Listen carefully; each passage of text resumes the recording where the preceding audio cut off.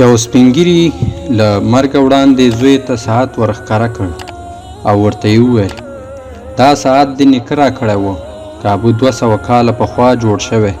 مخکې له دې چې تا ته یې درکړم د ګاڼو دوکان ته لاړ شه او ترې وپوښته چې څومره ارزښت لري.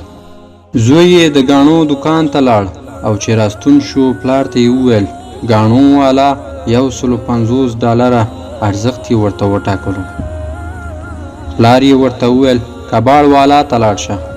زوی یې د کباړ دوکان ته لاړ او چې راستون شو پلار ته یې وویل کباړ والا $10 ارزښت یې ورته وټاکلو او وویل چې ډېر موښل شوی دی. بیا پلار یې ورته وویل موزیم ته لاړ شه. زوی یې موزیم ته لاړ او چې راستون شو پلار ته یې وویل پلار جانه د موزیم ساتونکي په $500,000 دا ساعت یې وغوښتل او ویل یې چې د موزیم به ارزښته څیزونو کې یې ساتم. پلار یې وویل زویه غوښتل مې په دې پوه شي چې وړ ځایونه ستا په ارزښت پوهیږي. ګرانو مسلمانانو خویندو او ورونو، هیڅکله په ناوړه ځایونو کې خپل ارزښت مه لټوئ. که خپل ارزښت مو ونه موند مه خواشینی کیږئ.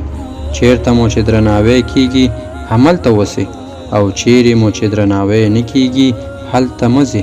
خپل ارزښت مو وپیژنئ. السلام علیکم ورحمة الله وبرکاته.